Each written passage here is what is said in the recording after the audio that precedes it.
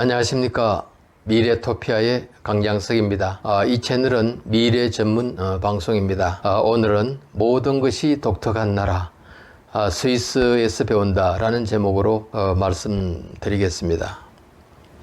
여러분 잘 아시는 대로 이 세계에는 많은 국가들이 있습니다.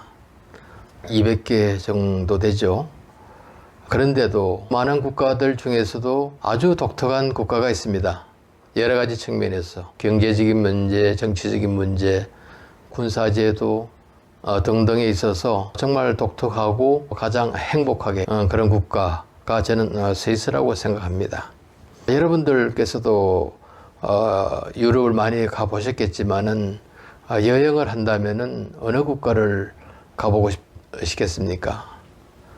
대부분의 사람들은 아마 스위스를 꼽고 있는 걸로 알고 있습니다. 여러분들 잘 아시는 대로 스위스에는 알프스 산도 있고 아름다운 호수, 또 국토가 잘 개발되고 국민들이 정말 잘 사는 국가입니다. 1인당 GDP가 87,000달러입니다. 이 세계 2위라고 합니다. 거의 최고 수준입니다. 경제적으로도 가장 유복하고 또 국민들이 열심히 정치에 참여하면서 스스로 자기들 정치를 만들어내는 직접민주주의 또는 주민자치제 이런 독특한 자기들만의 방식으로 살아가는 나라입니다.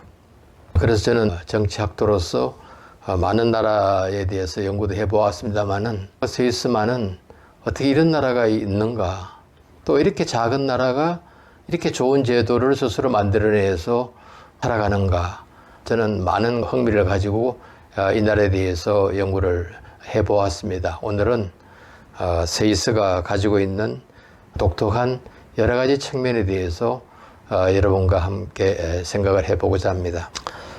우선 스위스에 대해서는 지정학적으로 한번 돌아볼 필요가 있습니다. 그 위치 말씀입니다. 정말 우리나라 한반도하고 너무나 유사한 위치를 가지고 있습니다. 우리나라 역시 주변에 강대국으로 쌓여 굉장히 어려운 이런 지정학적 위치에 있지 않습니까? 이 세계 한 나라를 또 든다면 스위스입니다. 스위스와 우리 이상으로 이렇게 사방이 아주 강력한, 한때는 적으로 이렇게 둘러싸였다고 할까요?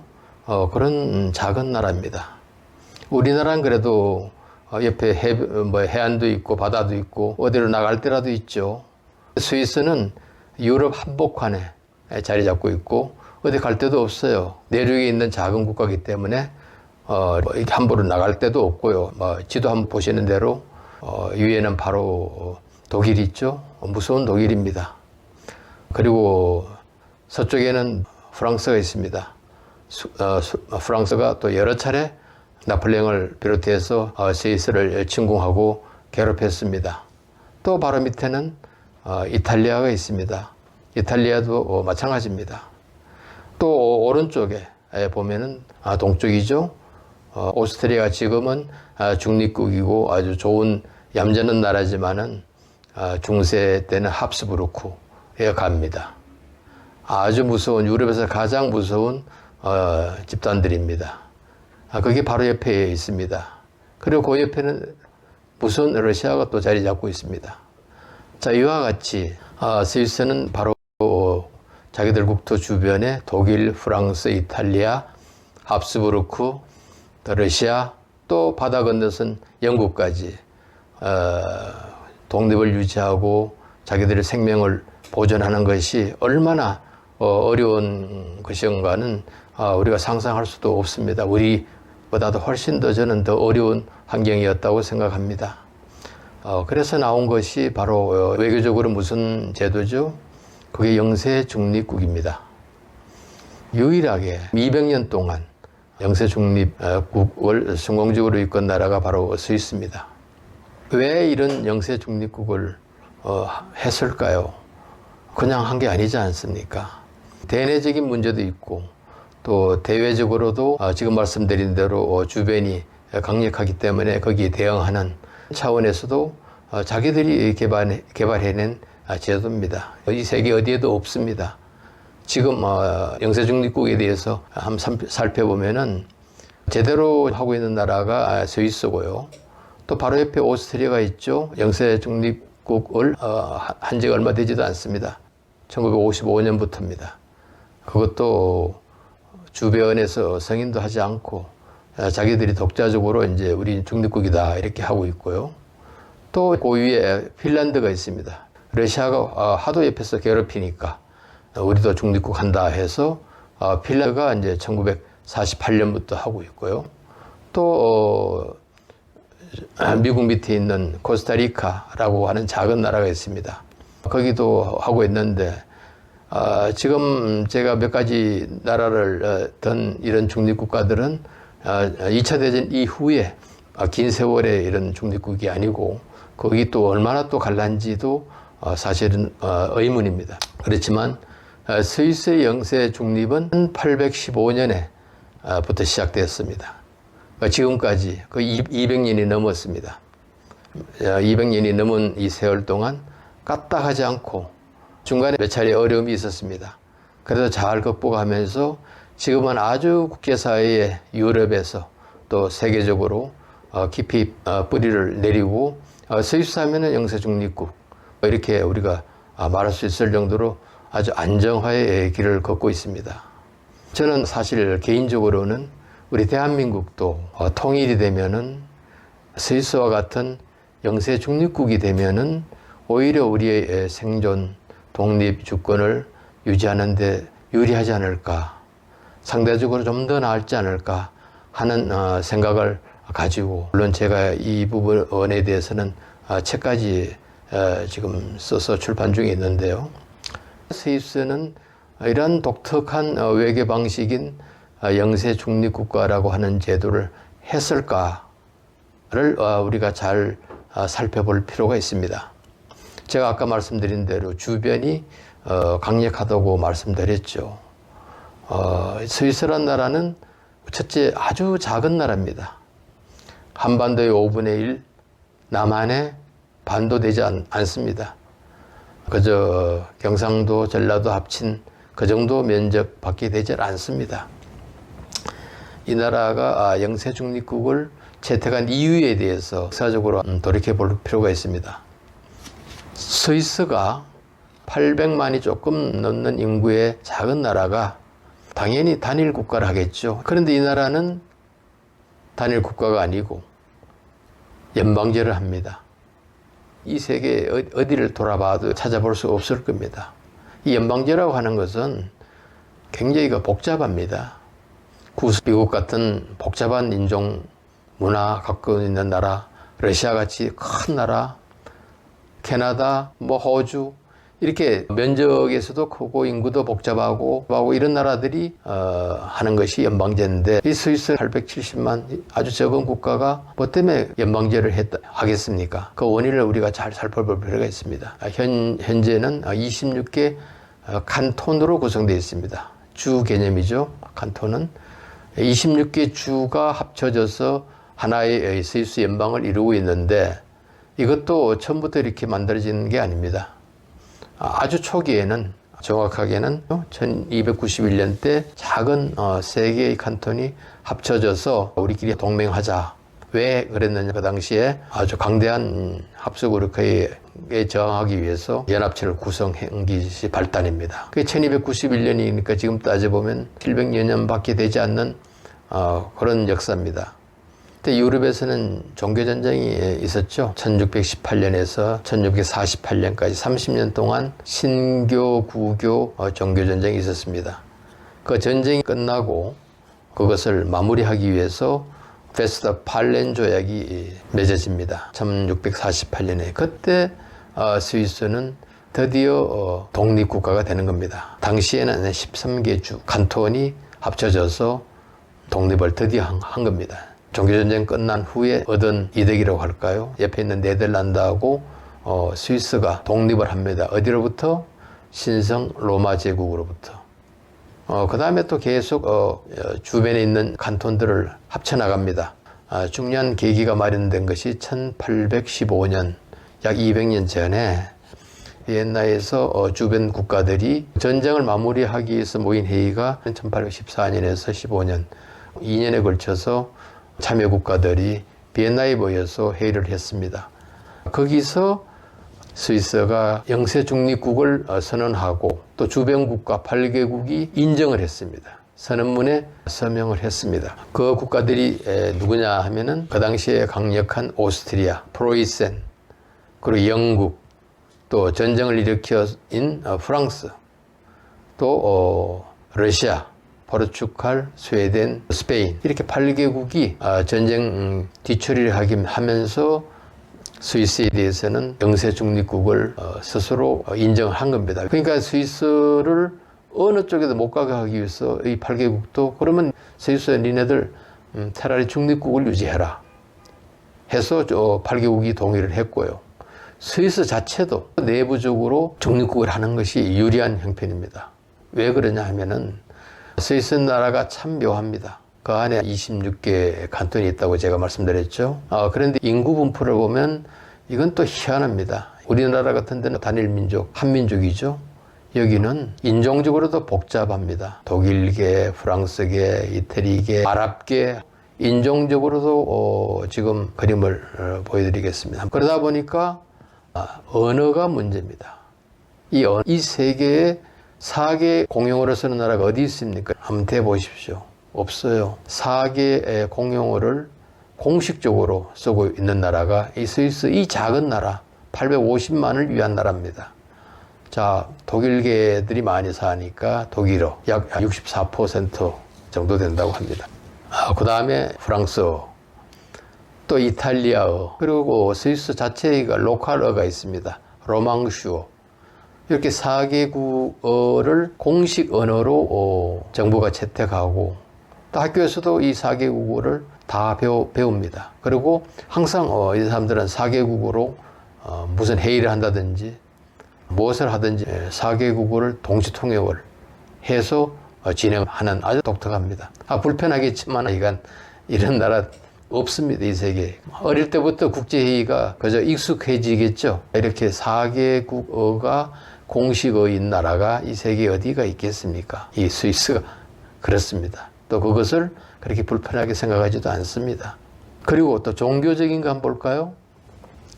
종교적으로도 아주 복잡합니다. 이 850만이 사는 나라가 종교적으로 한두 개 종교도 아닙니다. 자, 가톨릭. 원래는 가톨릭 국가였습니다. 종교 혁명이 일어나면서 개신교가 많이 분포하게 되었습니다. 또 현재는 이슬람도 한 5% 인구가 하고 있고요. 자, 크게 보면은 가톨릭과 개신교가 대부분인데 이 둘이 평화롭지 않습니다. 우리나라는 그렇지 않죠. 우리나라는 그래도 3대 종교가 평화롭게 살지만은 이 스위스는 가톨릭 국가의 개신교가 종교개혁으로 들어와서 자리를 잡으면서 자기들 국민끼리 내전까지 치릅니다. 여러분들 기억하시겠지만은 종교개혁을 누가 했죠? 1500년대 루트, 칼빈, 그리고 로컬 스위스인이 하나 있습니다. 쯔빙글리라는 분이 있습니다. 그 사람은 스위스 태어나서 종교개혁에 앞장서서 하다가 물론 전사했죠. 이렇게 작은 나라의 어떤 종교개혁의 중심이 서는 그런 나라였습니다. 하여간 만만치 않습니다. 그 안에도 우리같이 단일 민족, 단일 문화 이런 게 아닙니다. 복잡합니다. 각자 개성이 너무나 강하고 뚜렷합니다. 종교도 완전히 다르고요. 또 인종 자체도 다르고. 그런데도 이 26개의 칸톤이 하나의 국가를 만들어서 지상의 천국을 이렇게 이루는 이런 모습, 이런 나라 정말 독특하지 않습니까? 대단한 나라라고 저는 생각합니다. 인구가 많으면 뭐 하겠습니까? 중국 14억 되면 뭘 하겠습니까? 이렇게 1000만도 안 되는 민족이 굉장히 갈등 요소를 자체적으로 갖고 있는 나라입니다. 26 칸톤이 다 서로들 이렇게 다른데 우리 스스로 내전을 하고 깨지면은 우리는 다 없어지는 거다. 이런 것이 팽배합니다. 역사적으로 그것을 겪어왔기 때문에. 그렇기 때문에 태어난 것이 바로 영세 중립국입니다. 대내적으로도 26개의 칸톤을 하나로 합칠 수 있고, 대외적으로도 대응해 나갈 수 있는 그 체제가 무엇일까? 그것이 바로 자기들이 고안한 외교 전략이 바로 영세 중립국입니다. 그런데 스위스의 영세 중립국은 독특합니다. 다른 나라 아까 예를 들었는데 오스트리아나 핀란드나 코스타리카 이런 나라하고 많이 다른 영세 중립을 합니다. 무력에 기반한 영세 중립입니다. 무력에 기반한다는 게 무엇이죠? 국방력을 확실하게 해두는 영세 중립이란 이런 뜻입니다. 자기 스스로 국가를 방어할 수 없으면 아무리 외교적으로 아름다운 영세 중립을 한다 하더라도 견디기 어려운 겁니다. 그러니까 그네들이 몇백 년 동안 많은 전쟁을 겪어나가면서 우리는 어느 쪽에도 편들면 안 되겠다. 편드는 순간 우리는 죽음이다. 이 나라는 없어지는 것이다. 라는 것이 전 국민이 이것을 너무나 뼈저리게 잘 알고 있는 겁니다. 그래서 이 나라는 충분한 국방력을 확보하자. 이거 없이는 우리가 아무리 외교적인 영세중립을 해도 성공할 수 없다는 것인데, 제가 오늘은 스위스의 외교적인 영세중립에 대해서 말씀드리고, 군사적인 문제는 제2편, 지금은 제1편입니다. 제가 스위스는 할 말도 많고 너무 독특하고 우리가 배울 점도 많고 해서 1편, 2편 이렇게 나누어서 방송하기로 했습니다. 영세중립에 대해서는 이 정도로 하고요.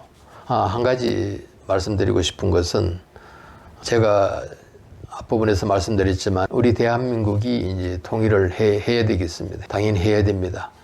통일 후에는 북한이라고 하는 이제 주적이 없고 안보적으로 지금보다는 훨씬 더 나은 상황이 되겠죠. 그때는 우리가 지금 스위스에서 하고 있는 영세 중립을 저는 강력히 추천하고 있습니다. 그것이 다른 제도보다는 상대적으로 낫다 이렇게 생각을 하고요. 그런데 우리나라가 이 한반도에서 영세 중립을 실시는 안 했지만 선언이 된 사실을 알고 계십니까? 대한제국 때 열강들이 이 한반도에 다 몰려왔었죠. 그래서 견디다 못해서 고종께서 정확하게는 1904년입니다. 1월 달입니다. 그때 전쟁이 막 주변에서 일어나고 열강들이 몰려하니까 우리는 어느 쪽에도 편을 들지 않는 중립을 하겠다는 것을 공식적으로 선언했습니다. 선언 후에 정확하게 3주 지나서 러일 전쟁이 1904년에 벌어집니다. 그 전쟁이 딱 터지니까 조선은 이 중립 정책이라고 하는 것은 그냥 일부지 없어지게 된 겁니다. 제 책에서도 얘기했습니다마는 한반도에서도 중립의 필요성을 절실히 느꼈던 겁니다. 다만 외부의 변화에 의해서 전쟁이 일어나서 그것이 또 폐기되는 이런 일은 있었지만은 앞으로 도입하는 데는 이것도 하나의 큰 경험이었다 이렇게 생각합니다. 자, 이 정도로 하고요. 자, 스위스의 지금 여러 가지 독특한 점을 제가 계속 말씀드리고 있습니다. 정치제도를 한 가지 더 말씀드리고 말씀을 마치겠습니다. 여러분들 정치제도를 한번 봐주세요.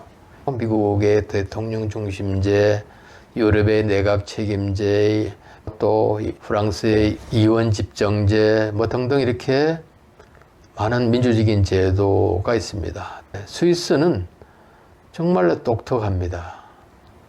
스위스의 정치제도를 여러분들 무엇이라고 생각합니까?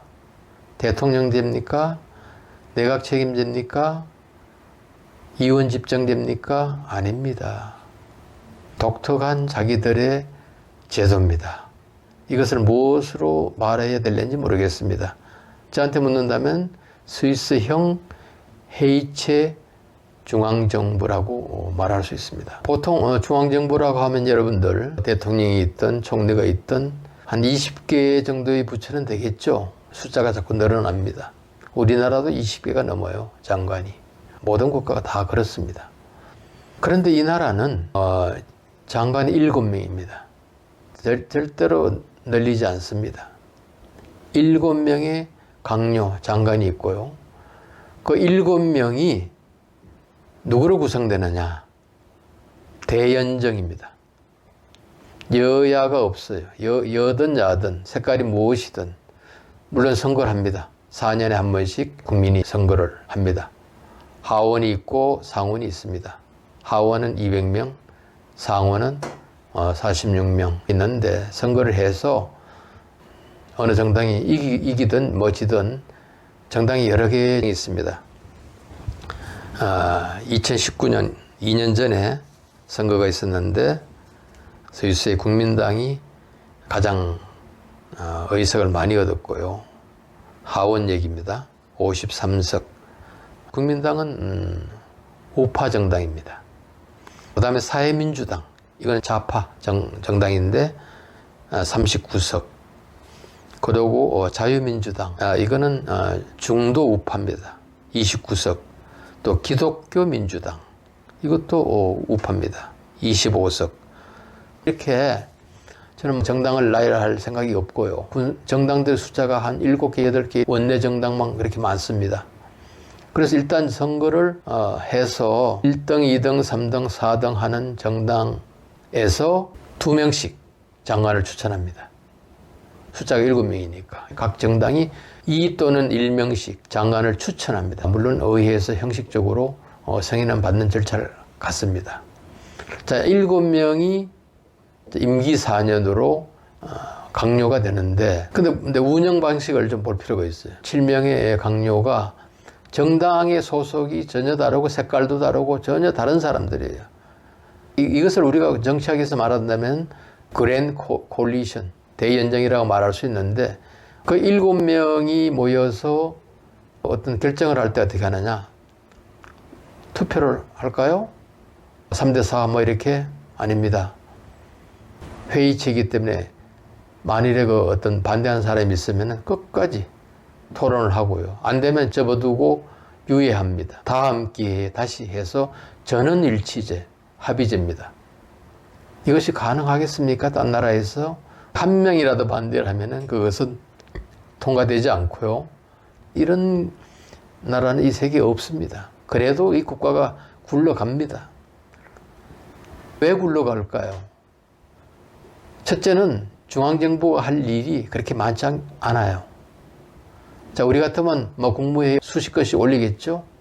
거기는 중앙정부가 뭐 논다고 하는 건 웃기는 말이고, 상대적으로 말해서 딴 나라에 비해서 훨씬 과부하가 반 이하로 떨어지는 겁니다. 그렇게 심한 건이 많지 않다는 얘기입니다. 왜 그렇습니까?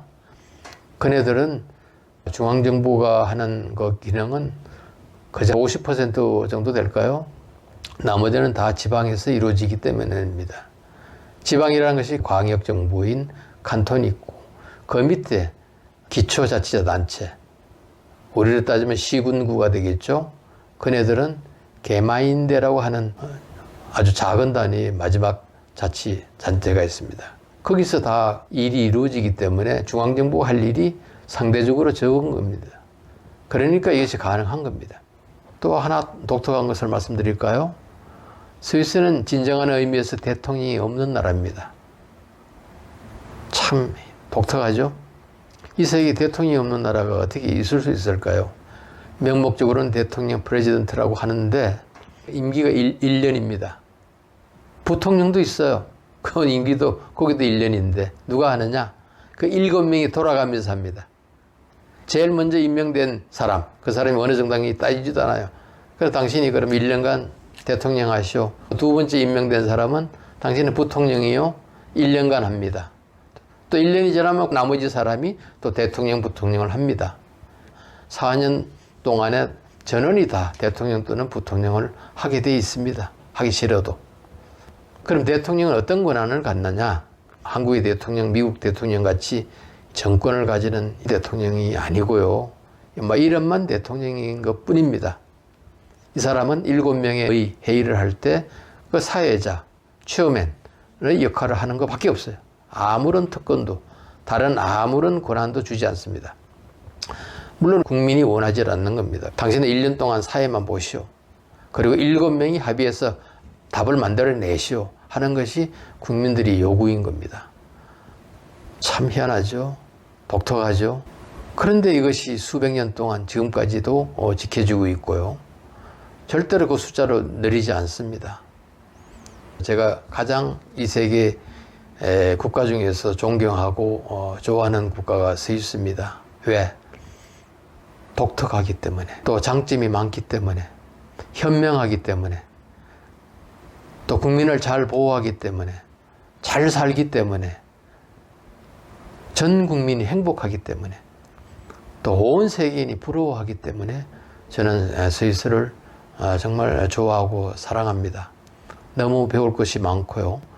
시청자 여러분께서도 많이 관심을 가져주시기 바랍니다. 스위스는 경치만 아름다운 것이 아닙니다. 저도 3번, 4번 방문해서 그 나라에 대해서 많은 것을 공부도 하고 했습니다. 근데 갈 때마다 느끼는 것은 어떻게 이런 나라가 지상에 있을 수 있는 것인가.